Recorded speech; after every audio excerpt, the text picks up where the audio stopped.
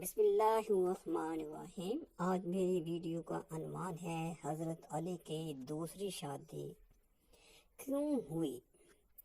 حزام بن خالد اپنے خاندان کے افراد کے ساتھ ایک سفر پر تھے کہ ایک رات انہوں نے خواب میں دیکھا کہ وہ ایک انتہائی خوبصورت سبز بجٹ کے موتیوں سے بنی ایک تخت پر بیٹھے ہیں۔ ان کے ہاتھ میں ایک نایاب موتی ہے جس کو وہ پلٹ پلٹ کر دیکھ رہے ہیں۔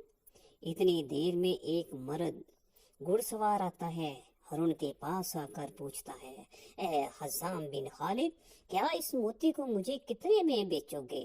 حزام بن خالد کہتے ہیں کہ مجھے اس موتی کی قیمت کا ہی علم نہیں ہے، آپ بتاؤ اس موتی کو کتنے میں خریدو گے؟ گھڑ سوار کہتا ہے کہ میں بھی تمہاری طرح اس کی قیمت سے نا آشنا ہوں اور مجھے یہ موتی ویسے بھی نایاب ہی لگتا ہے، اس لیے اگر تم مجھے یہ موتی دے دو تو اس کے بدلے میں تمہیں ہمیشہ کی سرداری، مقام، منزلت، شرف و برکت کی ضمانت دیتا ہوں۔ حزام کہتے ہیں کہ میں نے خواب میں اس موتی کو اس گھڑ سوار کے حوالے کر دیا اور سرداری و شرف اور مقام و منزلت کو قبول کر لیا۔ اتنی دیر میں میری آنکھ کھل گئی۔ حزام بن خالد نے یہ خواب اپنے قبیلہ بنی کلاب کے معززین کو سنایا تو انہوں نے تعبیر بتائی کہ جلد ہی تمہاری بیٹی، جو کہ ہمارے قبیلے بنو کلاب کا نایاب موتی ہے، اس کے لیے انتہائی متبرک و عظیم شخصیت کا رشتہ آئے گا، جس کے باعث تمہیں شرف، عزت اور ہمیشگی کی سرداری نصیب ہوگی۔ حزام بن خالد سفر سے واپس لوٹے تو اسے اگلے ہی دن حضرت عقیل بن ابو طالب بنو کلاب میں مہمان بن کر آ گئے۔ ناظرین گرامی، عرب میں یہ روایت تھی کہ جب بھی کسی بھی قبیلہ میں کوئی مہمان آتا تو 2 دن تک اس کی خوب مہمان نوازی اور خدمت کی جاتی، پھر تیسرے دن اس کی آمد کا سبب دریافت کیا جاتا۔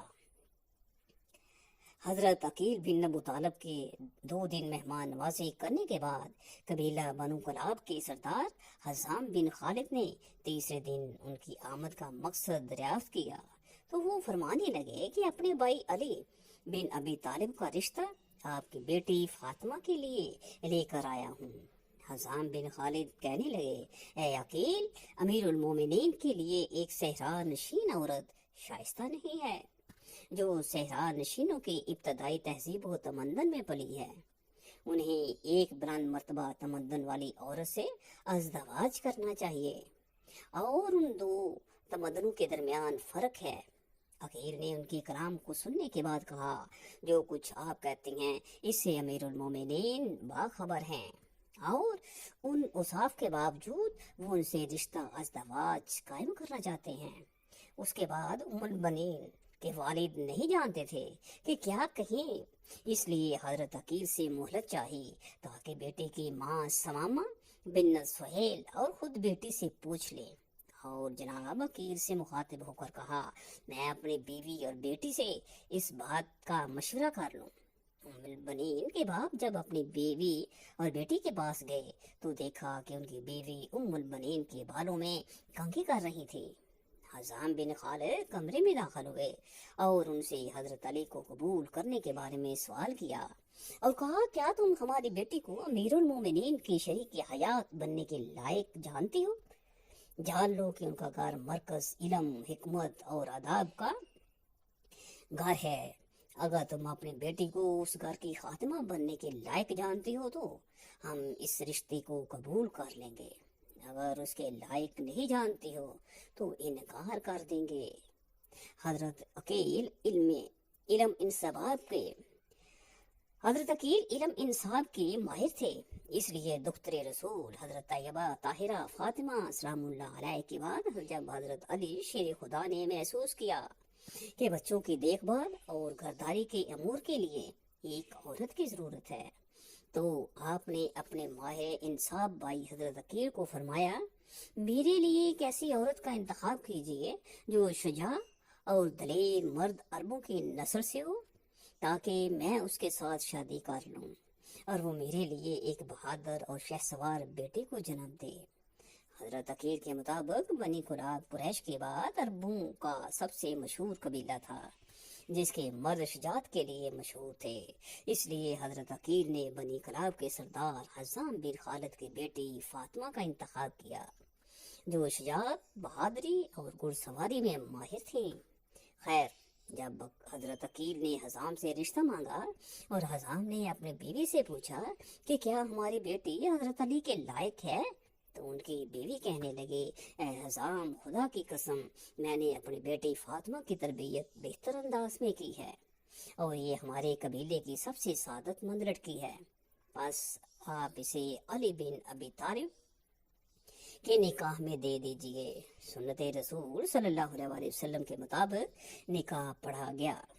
بعض مورخین نے اس نکاح کی تاریخ 23 ہجری لکھی ہے۔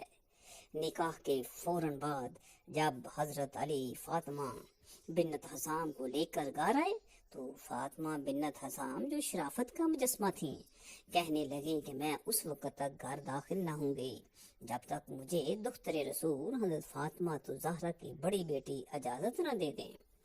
حضرت حسنین کریمین کو ماں کے یاد ستانے لگے تو ان کی آنکھیں آنسو سے چھلک پڑیں۔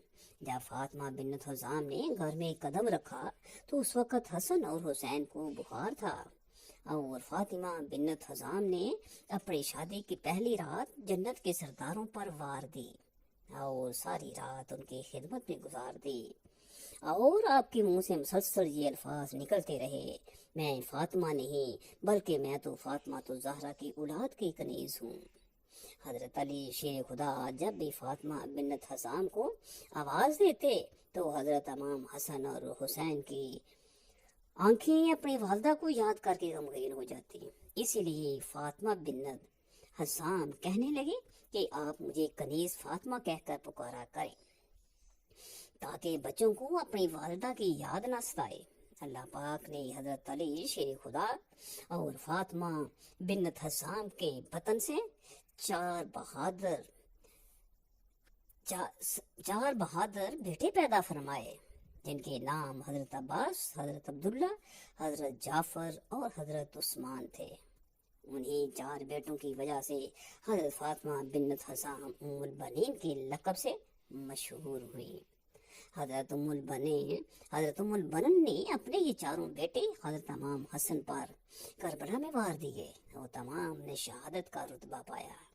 آپ نے حضرت امام علی کی شہادت کے بعد جوان ہونے کے باوجود دوسری شادی نہ کی، 20 سال سے زیادہ کی طولانی مدت تک زندہ رہیں۔